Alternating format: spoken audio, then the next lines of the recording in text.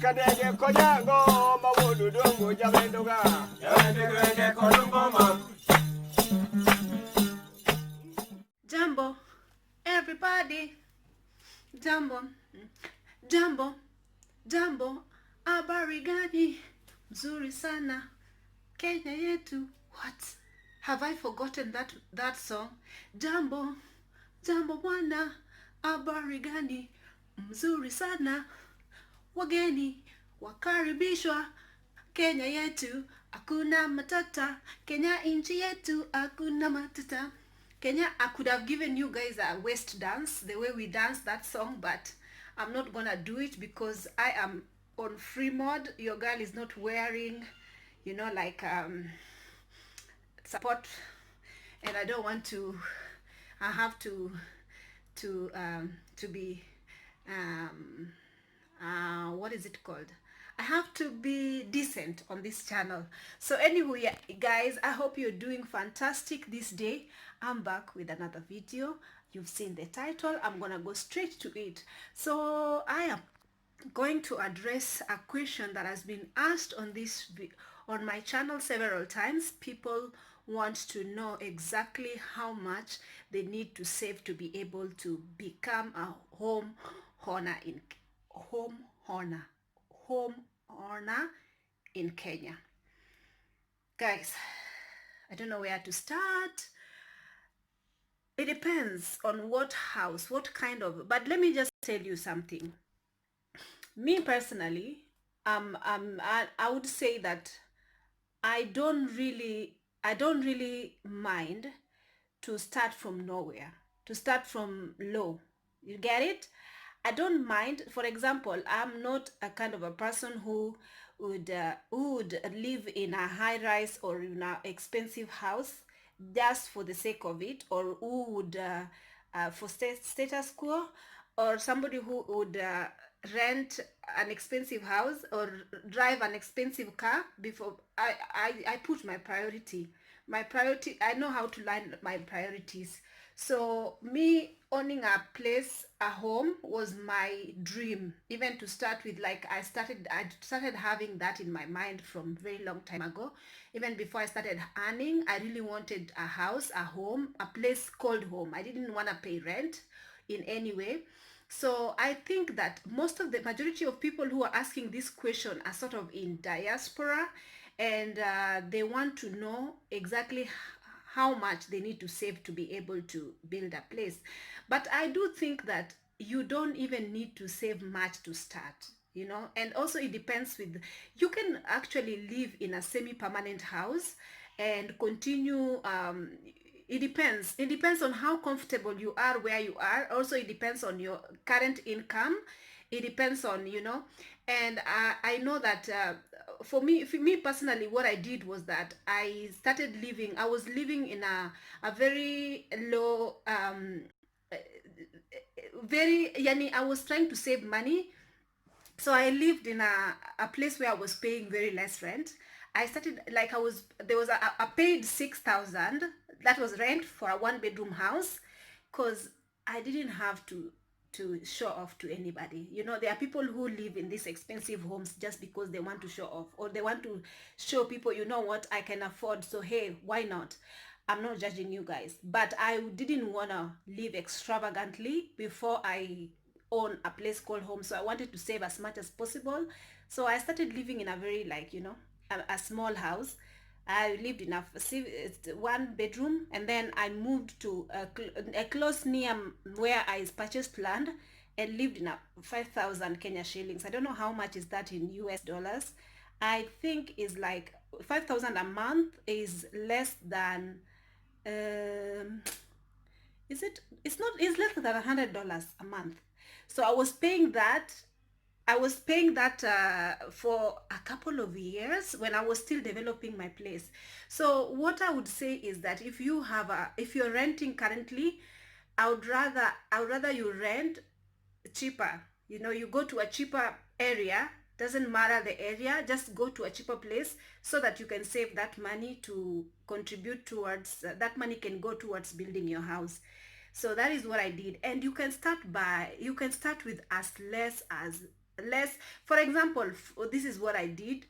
I started, well, I took a loan that I told you guys. I know there's a lot of people who are able to take loans and can be able to build from home loans. But if you have the money and you don't want to be in debt, or you don't want to pay a loan, if you have like a monthly income that your bank is able to give you a loan, not in Kenya, in diaspora, or also maybe in Kenya as well, you can actually take that. For me, the only time I would take a loan is when I want to build a house, not when I want to buy what and want, this rubbish stuff.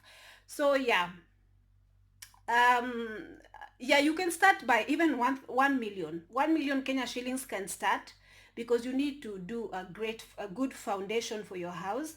That is costly. I'm not sure how much that costs now, but when I was starting, it costed me from 600 to 700,000 Kenya shillings, the foundation. And then after the foundation, you can decide to do a semi-permanent house. Either you can use mabati, iron sheet, to do a semi-permanent house, so that every month, if you have a little bit of money, you can buy cement, you can buy stones and cement. And like, for example, you can have a semi-permanent house, and then you can demolish one. You can build as you go. Once you've done what is it called, once you've done a foundation and you have your own compound, your own gate, you can now then live inside that place. And I know it's a bit chaotic, but it's very peaceful, because it's your house at the end of the day. So one day you can have money, you can decide to just like sort of develop one wall and let it go there. Then you can accumulate a little bit of money again, you can develop another wall. Then after the builders are finished in the evening, clean up and sleep again. Then you can, until all the four walls are done, right? You can continue keeping your roof until the four walls are done. And then after that, a roof takes 1 day to build, you know then you can put a roof. Then you can do the little fittings that needs to be done. For example, I moved inside my house when I didn't even have electricity. And the current house that I have, I moved in. It took me almost 5-6 years to finish building it, because I was living in the rentals in the place where now I am renting. So I was living there for like 6 years when I was still developing this other one. Then when I finished, I moved into this one. Before I even painted, I painted only the interior. I didn't have electricity. I was using lamp, paraffin lamp, and solar. These solars, the little one that you buy from the supermarket. I was using those, and I didn't even have mobile. I was using the solar to charge my mobile phone. So you can start from as little, but the thing is, the thing with people is that they are afraid of what people will say if they live in a semi-permanent house. And mostly they are afraid I don't know why people want to show off, or why, do you. At the end of the day, I would say, just do whatever makes you happy, and so long as you're not paying rent at the end of the day, you are at peace. You have your own piece of land. And that is exactly what I did. I started from, you can start with as little as, you can build a foundation depending also on the area where you're building your foundation. Obviously there's different land, different soil. There is cotton soil, and there's, I don't know which, there's a lot of types of soil. So it will depend. How much your foundation will cost will depend on what soil you're building in. Mine was cotton soil, so the foundation cost me a little bit more, because there was a lot of digging, a lot of water coming from underground, a lot of things, and it was taking a lot of money. So it took me quite some time before I built the foundation. I had a place that I was not renting after I moved out of the place that I was paying 6,000 a month. It was like sort of just 2 rooms, and then we had a separate kitchen. It was, no, it was like a 1 bedroom. Let me just say 1 bedroom with a kitchen separate. And I lived there very comfortably. I didn't have nobody to answer for, because I was living under my money, and I was, doing with something with my money. It didn't matter if I was living in a rubbish area, so long as I am saving that money to be able to build my house. So that is exactly what I did. And then I finished where I was developing. I lived there for quite some time. Then I moved out. So I didn't even have a gate. I didn't even have a permanent, like a perimeter wall around my house because I had no money to finish it. I was finishing my building bits by bits. So up to now, still I have a lot of things that needs to be finished still. But at the end of the day, I was not paying rent. For me, my priority was not to, a lot of people might look at me and say, this lady is very, because how come she doesn't have a car and she's living in diaspora? How come, la la la? I'm like, excuse me, I am in a matatu. I go in matatu. So long as, for me, what matters to me is that I have a roof on top of my head and I have my priority lines. I cannot have a car until I finished doing what I want to do with my money. Like a car, I cannot live inside a car. So just for people to see that I'm scratching my head with car keys, that is the reason I'm getting a car. A car is good to have, but at the end of the day, it's not, it's a liability. It's not like something that is going to, you know, it's not an asset at the end of the day. So this is what I mean by that. So I think put your priorities right. Do not live to please people in the society or people around you. I want so and so to see me doing good. Like, what is that? Like, it doesn't matter. And I've always lived by that. I don't really care what people around me are saying. And a lot of people around me said all sorts of rubbish. But I knew what I was doing with my money at the end of the day, right? So that is exactly what I did.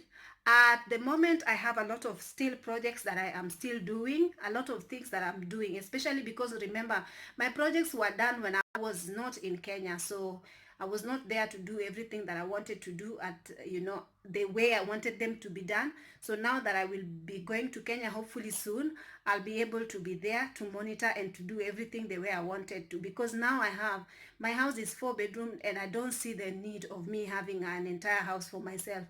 I'm planning to actually partition my house so that the ground floor I can leave it for rent, and then I can live in upper floor, the upper floor, because the upper floor is very comfortable, can give me a very comfortable, extremely comfortable 2 bedroom place to live with a beautiful kitchen and everything amazing. So this is my plan. I am going to renovate and I'm going to do a lot of work, and I still have like a lot of things to do, especially because the development, I have so many guys, I have a lot of work that is actually I feel like when I'm here, nothing is happening. So I have a lot of work that I have to do. And I think maybe exactly when I'm in Kenya, I'm going to show you guys, take you guys along. Sorry, you guys, I feel like today my words are not coming the way they should. Like sometimes English just disappears, but I'm so sorry, you guys.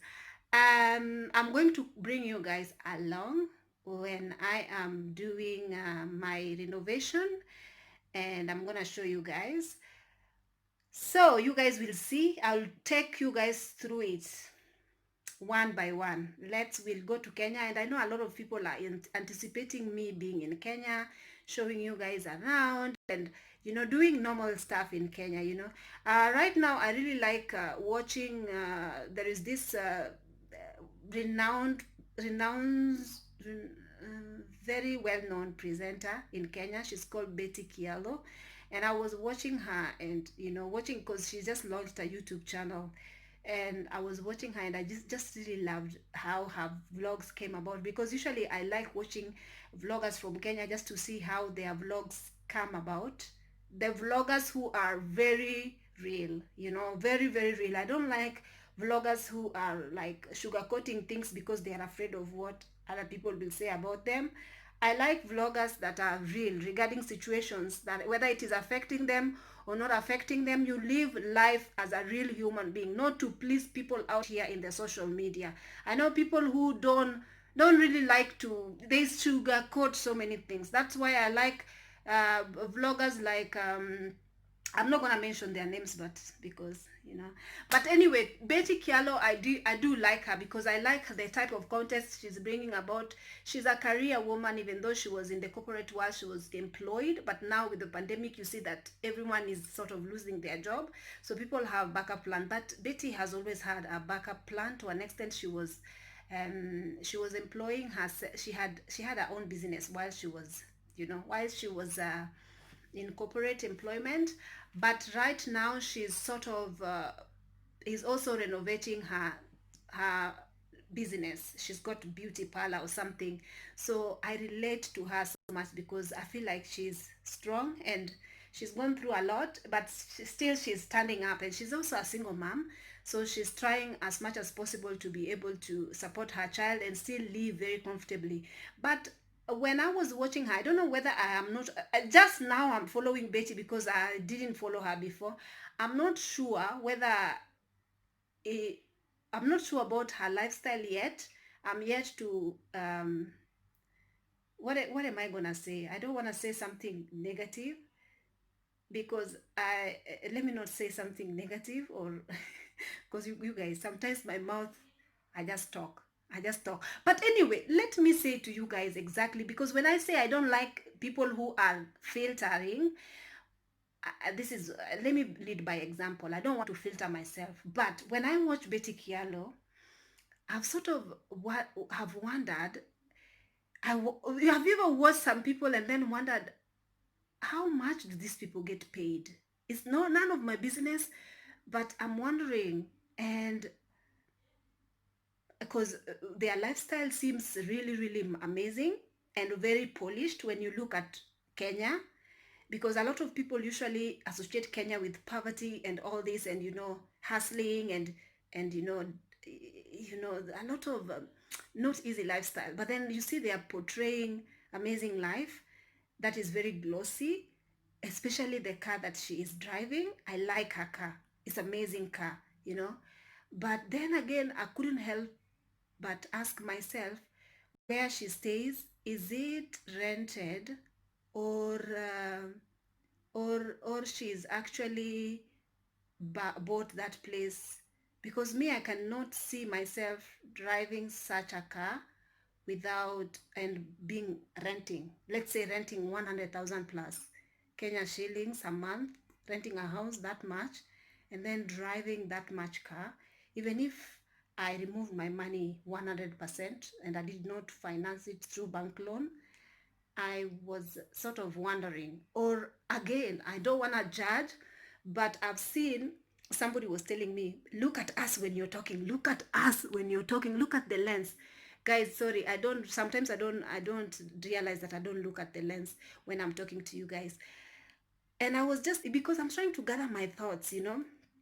I was just looking at her life, and I was saying, okay, I do like when people, I do like it because I know it's none of our business, but at the end of the day, I want to know the real life behind all, I would like to know, how does she get to drive such a nice car? How does she get to live in such a posh house? What is her financial plan? Uh, is her life fully just financed by her working in corporate, or is it financed by her being in business partly? Because I know that is, as much as she's in the corporate, she was also in business partly. And is her business doing so well that she is able to to afford a nice car, as is the one, oh, I wish I had that car, oh, I wish I had, it was a nice car. So yeah, these are the kind of questions, when you watch a certain blogger and you just wonder, because I've never read about her, but you just wonder exactly how they make their money, and how, I'd like to know from the word go. I just don't want to see the glossy part and not be able to understand exactly how everything came about. I don't know if you guys understand what I mean, because I know people are different. There are people who would rather have 10 million worth of car and not have and be able to also pay a house in a posh area where only rich and famous people stay, without having their own house. or even without, people are different out here. But for me, I think that because growing up, I saw people descend to poverty very easily and very quickly, because I had I saw people in my family who did well, extremely well, but then something just happened that um, things just went haywire, and they found themselves in a very low back into poverty once again. And I think that was one of the things that determined how I wanted to be able to, um, I'm not saying I'm better than anybody. I'm just saying that I'm just having my thoughts, because I'd like to have that. Even now, if I would like to buy, I would like to buy a nice car, but it's not. I'm very keen on, do I want to drive this car while I'm struggling? I don't want to struggle financially, and I also want to be comfortable. I want to be comfortable. Now it's a very much critical thinking, because when I look at her life, I think that she have a fairly amazing life. And maybe she has other projects and she's going high heights and big things. But at the end of the day, I don't know. I don't want to talk rubbish, man. I don't want to talk rubbish. I think, what is your priority? An amazing car, living in a nice, posh area where you pay hundreds and hundreds of thousands, or saving that money, living in a dodgy place? I know people usually argue that life is too short. I cannot just put the money in the bank and la la la, and I have to enjoy it while it still lasts and la la la. But coming to think about it, I don't know. People are different. Let me know on the comment section. Would you rather save your money and do something noble, like something like or own your own place, not being able to pay rent for years and years, or live in a posh area, posh place, drive an amazing car, an extremely amazing car, you guys. Oh, I like Betty's car. It's amazing. uh, I assume that the house that she is living in is her house. That is because I don't follow her too much, but I assume. And I assume also that whatever the car that she's driving, she didn't buy it out of a bank loan, or she's not in debt over it.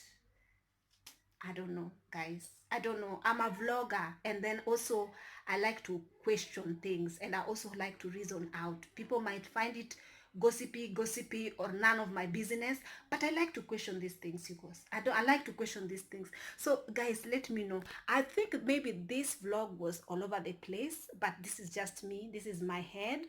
My head is all over the place at the moment. So, if you like this type of vlog, don't forget to give it a thumbs up. Don't forget to actually share this video with your friends, and don't forget to also ask the people you know to come and subscribe to my channel, so that we can actually talk and interact. Have a lovely day. Bye bye. We are the